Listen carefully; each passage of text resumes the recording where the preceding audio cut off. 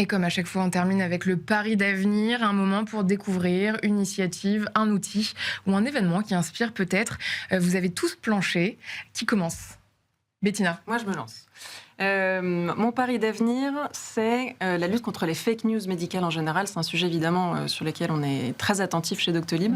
Et il y a un mouvement aux États-Unis dont vous avez peut-être entendu parler qui s'appelle Stand Up for Science, qui vise à remettre la science au cœur de la société et à lutter contre toutes les attaques qu'elle subit un peu partout, et qui réunit des chercheurs, des médias, des citoyens qui prennent la parole et qui mobilisent autour de cette lutte contre les fake news en santé. Et d'ailleurs, plus récemment, il y a eu un rapport qui a été remis à la ministre Stéphanie Risse en France et dont on attend beaucoup, évidemment. Je me permets un rebond, Alix, sur cette info-là, puisqu'il se trouve qu'en France, et sur le volet environnemental, on a une association qui fait un travail formidable qui s'appelle Quota Climat, qui est en train de développer des outils de fact-checking semi-automatisés avec des algorithmes, et il s'associe à des ONG ensuite pour avoir un contrôle humain derrière qui doit permettre de détecter beaucoup plus facilement les cas de désinformation sur le sujet de la lutte contre le dérèglement climatique et saisir les autorités de régulation. Et ils travaillent déjà en France, en Pologne, bientôt peut-être en Belgique aussi, pour faire en sorte que nous toutes et tous, citoyens, citoyennes, puissions avoir des informations fiables qui arrivent jusqu'à nous. Et chez Doctolib, c'est une fonctionnalité, par exemple, que vous pourriez intégrer? De lutter contre les fake news? Oui. En fait, on a des systèmes de modération qui nous permettent de le faire en permanence. Thomas. Et Quota Climat est très actif au niveau de l'Union européenne. Et première prise de parole, c'était il y a 3-4 ans. Et c'était sur Bismart, quand Quota Climat a fait son lancement, ça coming out. Merci pour cette petite promo qui n'était pas prévue. On voulait c'est pas une fake news. C'est pas une fake news. C'est vrai, j'étais avec elle. J'étais avec une des cofondatrices. Thomas, votre pari d'avenir, du coup? Mon pari d'avenir, c'est une campagne que j'ai beaucoup aimée, qui est sortie en 2025, qui a été faite par Deutsche Telekom, donc opérateur historique allemand de télécom, où on voit une petite fille se promener dans un parc d'attractions qui est un monde en miniature. Et on lui propose de regarder le futur. Look to the future. Elle met des lunettes et en fait, elle s'aperçoit qu'avec les degrés qui montent, les situations climatiques complexes sont de plus en plus présentes. On voit un moment Venise, on voit un château, ça brûle, enfin c'est l'enfer et tout. Et en fait, elle s'aperçoit que peu de gens autour d'elle regardent ces infos. Et en fait, ça désabusés. Oui, et détournent le regard.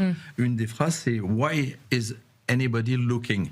à la fin, c'est la question qu'elle pose. Et après, évidemment, Deutsche Telekom explique, pas ça sera RSE, mais incite à la mise en mouvement, à la mise en action de l'ensemble des gens qui ont regardé cette pub, en disant, si vous voulez faire quelque chose sur la téléphonie, il y a ça, mais sur l'alimentation, il y a ça, sur la mobilité, enfin, c'est une action.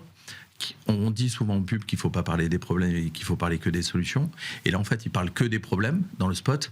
Et après, ils apportent plein de solutions. Donc, je trouve que cette campagne est très, très forte, très puissante, émotionnellement très forte. Et ce qu'il y a d'intéressant, c'est que ça incite les gens à passer à l'action, à découvrir un peu plus la réalité du dérèglement climatique. Et ça montre aussi qu'on regarde souvent dans une autre direction. Et comme malheureusement on ne peut pas montrer les images maintenant, où est-ce que ceux qui nous regardent peuvent la trouver On peut la trouver en cherchant sur YouTube avec Deutsche Telekom. Ça a été réalisé par quelle agence? Par une agence allemande qui n'est pas très connue en France. Voilà. Mais c'est impressionnant. C'est en 1 minute 30, ils passent un message très très fort. Et en même temps, ils se mettent eux-mêmes une pression. C'est-à-dire qu'il y a un niveau d'exigence forcément, après avoir lancé cette publicité, chez Deutsche Telekom en interne, sur toutes leurs actions, qui est très élevé. Merci beaucoup Thomas. Caroline? Et ben moi, en fait, on a pas mal parlé tout à l'heure de tout ce qui était de nouveaux récits, la création d'imaginaires collectifs, etc. Donc, dans le cadre de la communication, et là c'est plus large, c'est au niveau de la culture. Moi, c'est le mouvement de l'écologie culturelle que j'aimerais mettre en avant, qui a été fondé notamment par Patrick Schneider, qui est aussi un pianiste engagé, et qui en fait se dit, pour aider à une vulgarisation de l'écologie, quoi de mieux que la culture pour le faire, et donc du coup de rapprocher ces deux mondes, culture et écologie, pour aider à rendre accessible en effet cette écologie qui peut être stigmatisée par moments, et on en a un peu parlé aussi, par essentiellement des scientifiques ou des gens très techniques qui maîtrisent le sujet, alors qu'en fait ça concerne tout le monde. Et donc récemment ils ont lancé tout un dispositif de maison de l'écologie culturelle, avec une volonté d'en avoir une 50aine d'ici la fin fin d'année 2025 et ils y sont arrivés, avec notamment le soutien de l'ADEME et puis de l'OFB. Et ce sont des lieux où justement tout le monde peut se rencontrer et où la culture et l'écologie se mêlent pour créer aussi bien des conférences, des événements, etc. Et c'est hyper intéressant à regarder et à suivre. Donc j'ai hâte de voir comment ça va continuer à se développer, mais c'est plutôt exponentiel.